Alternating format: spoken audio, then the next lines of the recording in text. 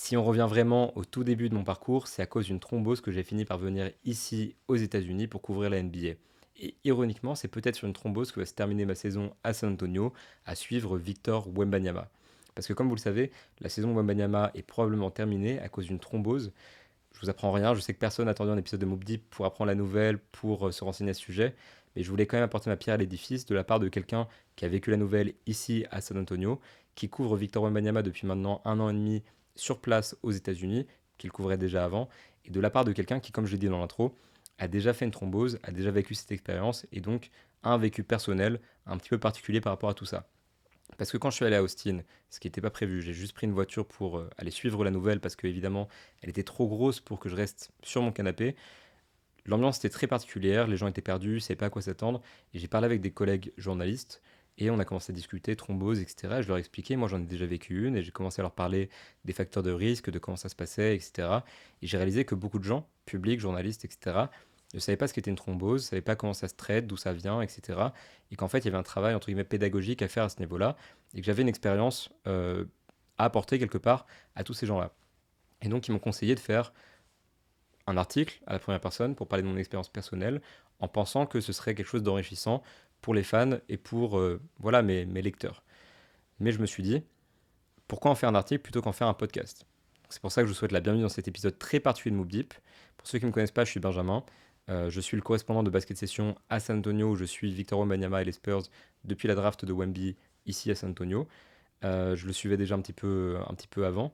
Et donc, voilà, moi, la fin de saison de Victor Wembanyama, évidemment, m'affecte beaucoup sur un plan personnel, entre guillemets, dans le sens où j'ai beaucoup d'empathie pour lui, et aussi dans le sens où, bah, professionnellement, évidemment, ça m'affecte pas mal. Je ne sais pas du tout ce que je vais faire, mais on en parlera un petit peu à la fin du podcast. Et surtout, en fait, en parlant, oui, sur Twitter avec mes collègues, comme je le disais juste avant, j'ai réalisé que les gens étaient très peu informés et que j'avais une expertise, entre guillemets, qui se faisait utile sur ce sujet et que c'était une des très très très rares occasions où je pouvais vraiment l'utiliser et lier deux expertises à moi, qui sont bah, le basket et Victor Wembanyama d'un côté et puis les thromboses de l'autre. C'est un petit peu incongru comme mélange. Voilà, c'est un petit peu l'occasion de le faire. Et je sais que dans mon bib, des fois, vous aimez bien que je parle un petit peu de mon expérience à moi, que je parle voilà, de moi-même. Donc je m'excuse pour ceux qui apprécieraient pas le fait que j'utilise autant le jeu et je pense que c'est pertinent dans ce contexte particulier. Donc pour donner un petit peu plus de contexte par rapport à l'intro, parce que c'est un petit peu énigmatique, une thrombose qui m'a amené aux États-Unis. Moi, mon histoire avec le basket, elle est un petit peu particulière. Je l'ai racontée dans quelques interviews, podcasts, etc. Mais je ne l'ai jamais racontée dans Moop Deep. J'ai commencé à suivre le basket dans une chambre d'hôpital après avoir fait plusieurs thromboses et plusieurs embolies slash infarctus pulmonaires. Donc en fait, j'étais vraiment à l'hôpital pendant plusieurs mois quand j'avais 15-16 ans. euh, Quasi pendant 1 an, en fait, pendant toute ma seconde année de lycée. Et à cause de la douleur, j'arrivais pas à dormir la nuit. Et c'est comme ça que j'ai commencé à regarder l'NBA. Ensuite, la journée, je lisais un maximum d'articles sur l'NBA. C'est comme ça que j'ai commencé à me renseigner sur la tactique, sur les statistiques, apprendre le basket, apprendre la NBA, apprendre à connaître les joueurs, son histoire, etc. En fait, c'est de là qu'est partie vraiment ma passion du basket, ma passion de l'NBA. Et pour faire l'histoire de manière un petit peu plus courte que quand je la raconte à des gens, de fil en aiguille, j'ai commencé à écrire sur le basket. C'est comme ça que je suis intéressé au journalisme. Et c'est comme ça que j'ai fini par venir à San Antonio, ici, pour couvrir Victor Wembanyama. Donc j'ai une relation un petit peu particulière, on va dire, avec les thromboses, d'une certaine manière. Et quand j'ai appris la nouvelle, je ne l'ai pas percuté directement, mais on m'a fait remarquer sur Twitter qu'il y avait une certaine ironie en fait dans la situation c'est une thrombose qui m'a donné cette passion du basket, et c'est une thrombose qui va peut-être voilà, mettre un terme à cette grande aventure qui était mon rêve de partir aux États-Unis pour suivre la NBA sur place. Et c'est une thrombose qui affecte le joueur que je suis au quotidien et qui est bah voilà, un de mes joueurs préférés évidemment à ce stade. Je souhaite que le meilleur. Il y a une certaine ironie dans tout ça. Donc pour vous expliquer un petit peu, pour vous parler de ma connaissance des thromboses pour commencer, je sais que l'information a déjà beaucoup circulé, donc j'irai pas trop dans les détails à ce niveau-là. Mais une thrombose, pour ceux qui ne le savent pas, c'est un caillot de sang qui se loge dans une veine. Donc c'est vraiment du sang coagulé en fait, qui vient se loger dans une veine. En soi, c'est pas dangereux directement, mais il y a quand même des symptômes, typiquement des douleurs, euh, un essoufflement, ce genre de choses, et il y a des risques assez importants, donc des risques que ce caillot notamment aille se loger dans les poumons et provoque ce qu'on appelle une embolie pulmonaire, ou s'il y a beaucoup de caillots, un infarctus pulmonaire, ce qui est un épisode qui est douloureux et qui peut dans certains cas être mortel.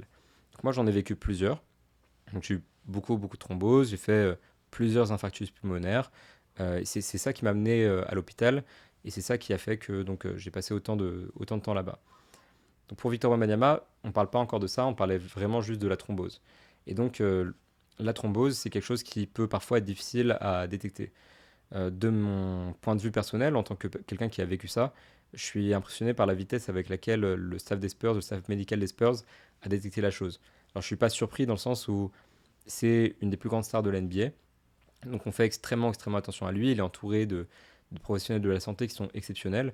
Et les Spurs ont renouvelé leur staff médical après les épisodes de Kawhi Leonard relativement récemment. Ils travaillent avec vraiment des gens qui sont à la pointe de la technologie et de l'expertise dans les domaines de la santé.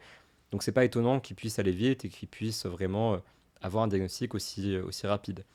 Mais personnellement, quand j'ai fait des thromboses et des embolies pulmonaires, il m'a fallu plusieurs embolies pour qu'on détecte la chose et ça a pris des mois.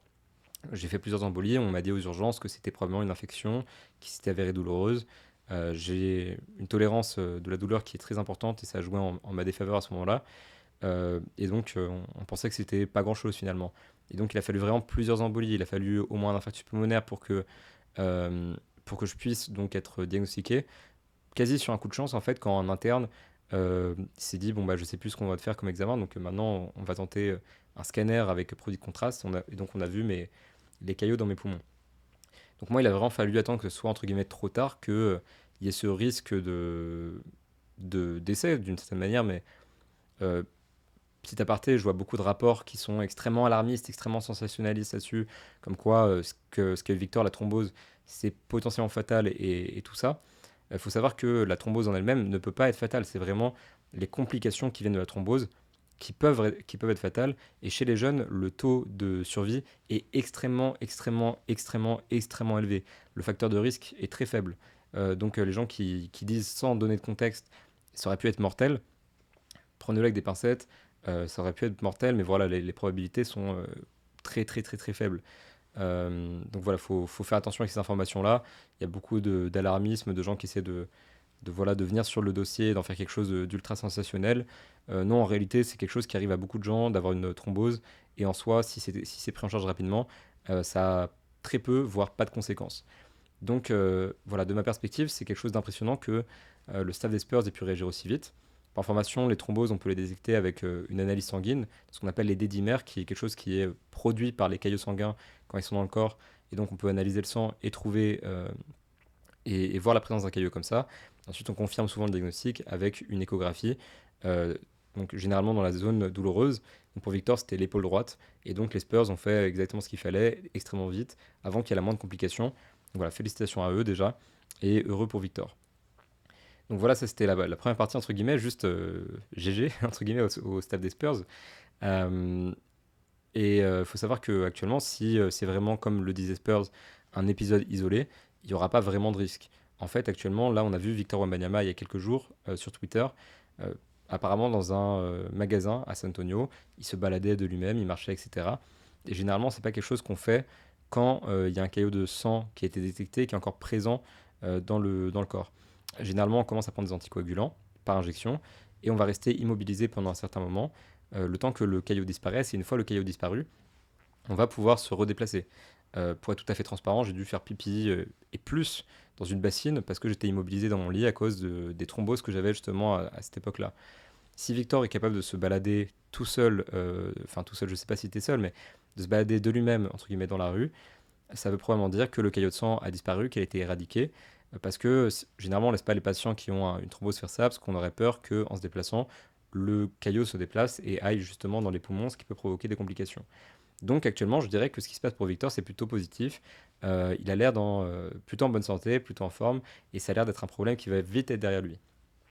Donc pour parler du traitement justement, ce qui se passe dans la majorité des cas, je ne sais pas exactement ce qui se passe chez les Spurs, beaucoup de gens prétendent qu'ils savent, et à part les gros insiders et les gros journalistes locaux qui font un travail formidable, même l'équipe, typiquement l'équipe, l'Express News, tous les gens d'ESPN, etc., qui ne rapporteraient jamais d'informations fausses, à part ces gens-là, je pense que personne ne peut savoir vraiment le traitement de Victor Wembanyama. Les gens qui prétendent savoir ce qui est en train de se passer, euh, je pense, mentent un petit peu. Mais bon, ça c'est pas grave. Mais moi, je vous dis juste, je ne sais pas ce qui se passe exactement. Ce qui se passe généralement, dans la plupart des cas, parce que c'est un petit peu aussi un domaine d'expertise, j'ai évidemment beaucoup lu sur le sujet, je me suis beaucoup renseigné, et puis voilà, j'ai traversé. C'est que donc, on switch de ces injections d'anticoagulants au bout d'un moment vers un traitement plus léger, entre guillemets, souvent ça va être par voie orale, pour continuer de fluidifier le sang et éviter que de nouveaux caillots de sang restent, et pour être sûr qu'il ne reste plus rien du caillot de sang qui a été détecté à la base. Donc je ne sais pas exactement comment ça va se passer pour Victor Wembanyama, quel sera le traitement, s'il a pris des injections, s'il prendra un traitement par voie orale, etc. Je dis juste, dans la plupart des cas, c'est comme ça que ça se passe. Et donc ce traitement anticoagulant pose problème quand on fait un sport de contact. Et beaucoup de gens aiment dire que le basket, c'est pas un sport de contact, mais quand on voit le corps des joueurs après un match, on sait que ça l'est. On voit très bien que quand un joueur box out, il y a beaucoup de contact. Quand un joueur vraiment se bat au rebond, il y a beaucoup de contact. Quand on prend un écran en pleine face, quand on en pose un, il y a du contact encore une fois. Donc c'est faux, le basket est un sport de contact. Et les traitements anticoagulants posent problème dans ce cas-là. Parce qu'on va avoir tendance à avoir des hématomes très facilement, à avoir du coup des zones indurées à cause de l'inflammation des veines. On va vraiment avoir tendance à voilà, avoir des réactions, entre guillemets, un peu exagérées, physiquement je veux dire, par rapport à ce traitement anticoagulant. Et aussi, il y a un risque de saignement, évidemment, parce que à la moindre petite coupure, il y a beaucoup de sang qui va sortir. Si typiquement on prend un coup au niveau du nez, ça va vraiment saigner pendant longtemps et de manière intense, abondante. Donc il y a des risques voilà, plus importants quand on fait du basket avec un traitement anticoagulant. Donc évidemment, on parle de Victor Wembanyama, un joueur qui a tout l'avenir devant lui. La saison des Spurs était peut-être morte, donc il n'y a aucune raison qu'il joue avec ces risques-là. Et je pense que c'est, de mon point de vue personnel, encore une fois, sans avoir d'informations sur le sujet, la raison pour laquelle Victor Wembanyama ne pourra pas continuer la saison. Donc à partir de là, euh, voilà, il n'y a pas de raison de trop s'inquiéter. Il y a fort à parier que Victor va très bien, surtout de ce qu'on a vu récemment, de ce qu'on entend de la part des Spurs. Apparemment, donc Keldon Johnson nous disait qu'il était vraiment dans un état d'esprit très positif. Il envoie un SMS à ses coéquipiers après le premier match sans lui, où il leur a dit super victoire, tout ça. Keldon nous disait il est toujours en train de sourire, il reste ultra positif. Donc voilà quoi, il prend la nouvelle très bien avec beaucoup de maturité, ce qui n'est pas vraiment étonnant euh, vu sa personnalité. Mais tout ça pour dire que apparemment il va bien. Et donc dans ces cas-là, sachant qu'il n'y a pas eu de donc qu'il est pris en charge, qu'il est sous traitement, etc., que ça a l'air de bien se passer. Le principal risque pour Victor Wembanyama, ce serait que ce soit un problème récurrent. Là, les Spurs vous affirment que justement ce serait un épisode isolé et que eux pensent qu'il n'y a pas de risque pour son futur à long terme, tant dans sa vie personnelle que pour sa vie basketballistique, entre guillemets. Donc il n'y a pas de raison de penser qu'il fera comme Chris Bosh qui, en 2016, avait dû arrêter sa carrière à cause de caillots sanguins récurrents. Ce serait vraiment la tuile, entre guillemets, le truc le scénario catastrophe. Mais apparemment, c'est pas ça pour Victor Wembanyama. Donc à partir de là, en fait, il n'y a pas vraiment de quoi s'inquiéter. Et si ce n'est que ça, il y a fort à parier que dans quelques années, on parle de cet épisode comme on parlerait d'une entorse de la cheville, d'une fracture, d'une blessure quelconque, et qu'on se dise vraiment, euh, oui, bon, bah, c'est la blessure qui l'a empêché peut-être de gagner le Deepoy, le défenseur de l'année dans sa deuxième saison NBA, peut-être d'aller dans une All-NBA team ou que sais-je. N'empêche que ce sera jamais que ça, si ce n'est qu'un épisode isolé qui est bien pris en charge et que le traitement fonctionne bien. Il n'y a pas de raison de penser le contraire. Euh, voilà. Et donc, il y a beaucoup de facteurs de risque dans la vie d'un basketteur qui peuvent amener à faire un caillot sanguin. Le principal auquel moi je pense, encore une fois, sans avoir de connaissance de comment ça arrivait, sachant qu'on a posé la question à Mick Johnson qui nous a dit que il ne savait pas comment c'est arrivé. Et généralement, on ne le sait pas, à moins que ce soit dû à une pathologie, à une maladie, comme moi par exemple. Euh, Généralement, donc, on ne sait pas l'origine du caillot sanguin, de la thrombose. Donc, pour le coup, pour Victor, il y a des chances que personne ne le sache. On a demandé si c'était un contact ou quoi que ce soit. Voilà, apparemment, c'est pas ça. Le plus probable, ce serait que ce soit lié aux déplacements en avion, qui sont un grand facteur de risque et sans doute la cause la plus commune de thrombose chez les gens, parce que quand on prend l'avion, voilà, le changement de pression, la dépressurisation de la cabine peut provoquer ce genre de choses. C'est un des principaux risques de prendre l'avion. Donc, les joueurs NBA le prennent beaucoup. Victor a dû faire un sténotopari récemment. Euh, les joueurs NBA sont en meilleure forme que nous, ils sont vraiment bien entourés, etc. Mais ils ne sont pas immunisés aux problèmes médicaux que peuvent avoir les gens du commun des mortels. Et donc en prenant aussi souvent l'avion, c'est possible que ce soit ça pour Victor. Voilà, il n'y a peut-être pas besoin de chercher beaucoup plus loin que ça en l'occurrence, même si on n'en sait rien. Et c'est là que je veux juste dire, prenons un peu de pincettes, parce que même si les Spurs disent que c'est pas un problème à long terme, On ne sait jamais ce que ça peut être. Peut-être que c'est une maladie auto-immune qui ne peut pas être détectée tout de suite. Et surtout, c'est la franchise qui nous avait dit que Greg Popovich ne se sentait pas très bien alors qu'il avait fait un AVC juste avant. Donc peut-être qu'ils essaient aussi d'adoucir, d'arrondir les angles, encore une fois. Mais voilà, ça reste peu probable. Je pense qu'on peut quand même croire à la base le fait que c'est pas un problème à long terme. Il n'y a pas de raison trop de remettre en cause la version des Spurs, surtout qu'on n'a pas du tout d'informations à ce sujet. Donc on va rester là-dessus. Je dis juste, gardons ça dans un coin de l'esprit et ne prenons pas pour acquis le fait que ce sera un seul problème isolé. Mais en tout cas, c'est le scénario qui se dessine et c'est évidemment tout ce qu'on souhaite à Victor Wembanyama. Je ne vous cache pas, le voir arrêter sa carrière pour quelque chose comme ça, ce serait juste dramatique. Voilà, ça me briserait un peu le cœur. Parce que pour être sincère, en fait, moi, la principale chose qui m'affecte et qui fait que ce podcast était bizarre à faire, entre guillemets, et que ça a pris plusieurs jours, c'est que juste j'ai beaucoup d'empathie pour Victor dans cette situation et un peu peur pour lui. Parce que j'ai rarement vu quelqu'un, j'y pensais récemment, qui aime autant le basket. Beaucoup de joueurs ont commencé le basket parce qu'ils aimaient ça, mais on ne ressent pas forcément la même passion chez tout le monde. Moi, ma joueuse préférée, typiquement, c'est Paige Bakers. Et quand elle joue au basket, on sent qu'elle s'amuse, on sent qu'elle aime ça, on sent qu'elle serait pas sur un terrain de basket si elle n'était pas mordue de basket. Et j'ai même ressenti avec Victor, j'ai l'impression que c'est quelqu'un qui aime le basket, qui aime la victoire, qui déteste la défaite, plus que presque aucun autre joueur dans la ligue. Et évidemment, le voir devoir rater la fin de la saison, déjà c'est dur pour lui. Et imaginer que potentiellement ça pourrait mettre un terme à sa carrière dans le pire scénario qui encore une fois n'est pas probable. Disclaimer, disclaimer, je veux pas faire partie des alarmistes. Euh, voilà, c'est juste quelque chose qui inquiète parce qu'on veut pas voir ça comme fin pour Wembanyama évidemment. Euh, donc voilà, c'est juste, j'avoue, c'est bizarre à vivre comme situation pour quelqu'un qui suit ce joueur au quotidien. Pour vraiment m'exprimer sur la fin de saison de Victor, parce que je sais qu'on a déjà eu un CQFR d'urgence là-dessus et que c'est un sujet qui a été très débattu, mais on retient quand même, je trouve, du positif de cette deuxième saison. C'est une saison dans laquelle il a énormément progressé, il a montré vraiment un immense bond en avant. Première sélection All-Star Game, j'y accorde pas grande importance, mais je pense qu'il aurait pu finir dans une All-NBA Team, il aurait forcément fini dans la All-Defensive Team, il a affiché un niveau DPOY toute l'année. Donc il y a vraiment ce progrès, cette constance défensive qu'il n'avait pas forcément au début de la saison dernière. Il a évolué.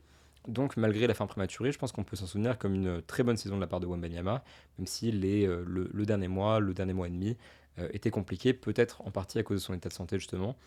Mais en tout cas, voilà, très bonne saison de la part de Victor Wembanyama. Je ferai sans doute un bilan plus complet, plus sportif, etc. plus tard, mais je voulais quand même le dire. Et aussi, bah, juste pour les Spurs, de côté, c'est comment dire, la saison était probablement terminée, ils sont 12e à l'ouest, il y a un immense gap avec les équipes du play-in, surtout avec les équipes qui sont qualifiées directement en play-off. Donc la perspective qu'ils aillent au play-in, les chances sont déjà faibles. Parce qu'ils étaient sur une très très mauvaise dynamique avant la blessure de Victor Wembanyama. Là, ils viennent de perdre leur dernier match contre les Pistons. Donc évidemment, il y a un côté où c'était pas le scénario optimiste. Là, le fait que Victor Wembanyama soit plus là pour les Spurs, pour moi, à mon avis, ça enterre leur chance de faire le play-in, parce que je pense que l'équipe n'est pas fonctionnelle sans lui. Et je pense que, et comment dire, je pense que oui, il y aura des choses intéressantes à voir cette saison dans le développement des jeunes.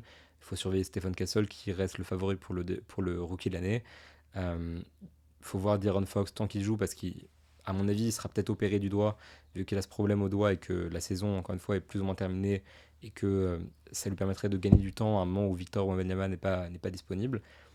Euh, voilà, la saison des Spurs est entre guillemets plus ou moins terminée. Il y aura juste des choses intéressantes à voir en termes de développement. Euh, et là, le fait que Pop revienne pas aussi, je pense que ça aide pas. Et ça va être aussi l'occasion de tester un petit peu Mitch Johnson dans une période aussi difficile et de voir ses compétences en tant que coach. Je sais que les gens ne sont pas forcément fans, j'ai eu beaucoup de tweets par rapport à ça, mais je pense que faut lui laisser sa chance et que c'est l'occasion de voir un petit peu ce qu'il vaut dans ce genre de contexte difficile. Je vous apprends rien, mais bon, je voulais quand même adresser un mot là-dessus. Euh, et puis, juste pour parler de. Je suis désolé, hein, encore une fois, c'est super décousu, super improvisé. Je voulais pas du tout préparer, genre vraiment écrire le podcast en avance parce que je voulais que ça soit spontané, que ça vienne entre guillemets du cœur, euh, comme les caillots sanguins. Haha. Mais comment dire, je voulais raconter l'expérience que c'était en fait d'être à Austin et de parler avec les gens sur place. Euh, Parce que moi, j'ai pas prévu d'aller au match à Austin. Je pensais travailler, donc j'avais beaucoup de travail pour Rivers Basket Session. J'avais beaucoup de travail pour Squeak, pour qui j'ai couvert le All-Star Game et donc j'avais beaucoup de montage à faire. Je pensais rester à San Antonio, rater les deux matchs à Austin, en me disant c'est pas grave, mais il faut que je priorise le travail. Donc j'ai dû partir à Austin un petit peu en urgence, le jour où on a annoncé la nouvelle, pour couvrir la chose. Et c'est vrai que quand je suis arrivé, c'était bizarre parce qu'il n'y avait pas du tout l'ambiance habituelle. Et d'habitude, les matchs, enfin l'année dernière en tout cas, les matchs à Austin, c'était vraiment un moment de fête, de réjouissance. Et là, tu arrives, c'est un silence et tout le monde ne parle que de ça. Les gens s'inquiètent, les gens trouvent ça bizarre et en fait, il y a un peu une situation de choc et on a mis du temps à réaliser. Je parlais avec Maxime Aubin de l'équipe qui était lui aussi là pour couvrir les choses et on s'est dit juste hier, samedi, que ouais, c'était bizarre qu'on ait du mal à réaliser et que là, on commençait justement à vraiment réaliser ce que ça représentait pour Victor Wembanyama d'abord et puis pour nous ensuite. Donc il y avait vraiment ce sentiment bizarre, d'inquiétude, etc. Et en allant parler avec les fans, il y avait beaucoup le mot dévasté. J'ai beaucoup aimé la réaction d'un fan qui m'a dit justement que lui, il était juste content qu'il ait détecté à temps. Mais ouais, les autres m'ont dit oui, c'est dur, je suis dévasté. Maxime, du coup, a lui aussi parlé à des fans en même temps et il y a un mec qui lui a dit je pense que je vais me foutre en l'air. Donc, il y a des réactions un peu excessives, mais je peux comprendre. Et donc voilà, c'est vraiment un coup dur pour les Spurs, surtout que la saison n'était pas facile. Il y a eu l'AVC de Pop, il y a eu beaucoup de blessures, de problèmes. Mitch Johnson parlait d'une saison qui avait été compliquée, qui avait été pleine d'épreuves. Et là, justement, le caillot sanguin de Wemby, c'était pas quelque chose qui aide du tout dans cette perspective-là. Donc voilà, c'est vraiment une saison qui, pour les Spurs, est difficile. Malgré tout, une saison de progrès, encore une fois. Mais une saison ouais, vraiment compliquée, je pense, à San Antonio. Je pense que l'organisation va garder un. Peut-être que le mot trauma est fort, mais je suis même pas sûr. Mais la sensation ouais, ici à San Antonio, c'est que cette année, pour les Spurs, restera dans les mémoires du staff, des gens de la franchise, parce que c'était ultra intense et ultra difficile. Donc voilà, c'était vraiment une expérience très particulière, et là, on commence à réaliser, et effectivement, ça fait bizarre. Et j'avoue, donc pour vraiment finir ce podcast, j'espère que vraiment je vous apporte quelque chose avec ce truc-là, mais pour vraiment terminer ce podcast, euh, pour l'avenir de Mobb Deep, entre guillemets, du podcast, de moi-même et tout ça. Donc comme je l'ai dit un petit peu plus tôt, et pour ceux qui me connaissent, vous le savez, mais moi je suis parti à San Antonio après la draft de Victor pour couvrir les deux premières saisons de Victor Wembanyama. Et pour ceux qui sont vraiment ultra investis dans Basket Session, qui ont vu la late, etc., la late session, je veux dire, notre émission de Twitch, à ne pas manquer le mardi. L'année dernière, j'étais passé, j'avais dit que peut-être que je ferais pas une deuxième saison, parce que la première avait été difficile, parce que il y a beaucoup de barrières chez les Spurs et que c'est difficile d'avoir vraiment un accès supplémentaire et que moi j'aime bien en fait voir les matchs deux, trois fois en replay, analyser, faire de la stat, faire de la tactique, etc. Je sais pas si ce travail sur place est fait pour moi. Mais voilà, déjà à l'époque, j'hésitais à rester ou non aux États-Unis pour une deuxième saison. Et honnêtement, le plan, ça a toujours été, là, depuis que je suis reparti, de terminer sur une deuxième saison. Donc, il faut savoir que c'est ma dernière saison aux États-Unis, qu'après, je rentrerai en France. Je ne sais pas encore ce qui m'attend là-bas. J'en parlerai avec Basket Session, évidemment, avec qui j'aimerais continuer de collaborer. J'aimerais bien continuer ce podcast. En tout cas, je serai en France après ça.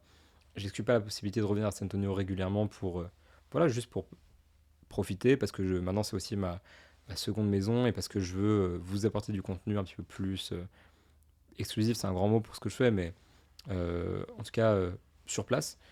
Mais ce sera plus du tout permanent. Donc, c'est ma deuxième saison. J'avoue que je ne sais pas du tout encore ce que je vais faire pour la fin de la saison parce que sans Victor, j'adore le basket, j'adore voir les Spurs jouer. Je suis extrêmement reconnaissant dans cet environnement-là et je peux écrire sur n'importe quel joueur. J'ai jamais été conditionné à l'idée d'écrire que sur des Français, que sur Victor, etc. Mais ça va devenir compliqué en termes de sujets, en fait, juste de carrière, parce que beaucoup de. Basket Session est très ouvert, mais pour les autres médias, je fais que du Victor Wembanyama, en fait. Donc il y a ce côté vraiment très bizarre. Et je sais pas du tout si je vais rester jusqu'à la fin de la saison. C'est une décision qui est en cours de réflexion. Pour l'instant, je pense qu'on se dirige plutôt vers un oui. Je pense rester et finir la saison là pour juste rien manquer, pour être sûr de si Victor veut parler avec la presse française, être disponible pour ça. Puis juste pour voir ce que ça donne en fait sans Victor et parce que bon, en fait mon loyer est déjà payé, donc je ne ferai pas d'immenses économies. Donc autant profiter du fait de voir du basket et de pouvoir écrire sur du basket. Et puis j'ai des sujets en préparation qui ne concernent pas Victor, donc je vais pouvoir travailler là-dessus. Et voilà, ça fait bizarre en fait pour moi. Il y a vraiment ce côté où professionnellement, je suis un peu perdu, je sais pas exactement ce que ça va donner. Et personnellement, bah, ça me fait bizarre. Et même, encore une fois, j'insiste sur ce côté empathique en fait quand j'ai reçu la nouvelle que Pop avait fait un AVC, j'avoue, j'ai eu du mal à le digérer. Quand j'ai reçu la nouvelle que Victor avait fait une thrombose, j'ai eu du mal à le digérer. Hier, j'étais dans le mal par rapport à ça. Ça va sembler excessif à certaines personnes, mais il faut comprendre que ce que beaucoup de gens voient à travers un écran comme strictement un joueur, une fonction, en fait, quelqu'un qui va mettre des paniers, etc. Nous, ces gens-là, on les voit comme des personnes, on interagit avec eux, etc. Et c'est difficile, aussi difficile que mon petit frère vient de se faire la cheville, par exemple. Ça m'affecte, bah, c'est un petit peu le même principe. Euh, et donc, ouais, j'avoue, c'est dur comme saison aussi pour les journalistes, parce que juste on a de l'empathie pour les êtres humains avec lesquels on parle. Ce qui est ironique, c'est que je parlais avec Tim Reynolds de la société de presse qui couvre le hit, et il me disait que lui, il avait justement mal vécu quand Chris Bosh avait fait ses caillots sanguins, et qu'il avait dû arrêter sa carrière, et que c'était son plus dur souvenir en tant que journaliste. Et du coup, on parlait de ça la veille, et le lendemain, il se passe ça, et je lui envoie un message, et ouais, on s'est dit, timing étrange et terrible, quoi. Donc voilà. Là, j'avoue, je parle juste de moi, hein. J'espère que pour ceux qui restent, j'espère que vous kiffez. Mais je ne sais pas du tout ce que ça va donner pour la fin de la saison. Je vais essayer de vous faire des épisodes de Mobb Deep qui resteront pertinents, j'espère, qui parleront moins de moi, je vous rassure, euh, jusqu'à la fin de la saison et donc qui concerneront peut-être moins Victor. Voilà, il y a toute cette incertitude-là. Et je sais pas du tout comment conclure cet épisode parce que je ne l'ai pas préparé encore une fois. J'espère que vous avez apprécié. N'hésitez pas à me dire en commentaire, même si vous n'avez pas kiffé, dites-le moi. Comme ça, je sais vraiment ce que vous attendez de ce podcast. En espérant que mon expérience avec les caillots sanguins et que cette pseudo-analyse entre guillemets de la situation de Victor vous aura appris quelque chose, aura été enrichissante pour vous. N'hésitez pas à laisser un like et à vous abonner à la chaîne de Basket Session, à retrouver tous nos contenus, le CQFR, le podcast, la Light Session et le Hop Culture avec PA et avec Théo le dimanche. Je vous fais des gros bisous et je vous dis à très bientôt, j'espère.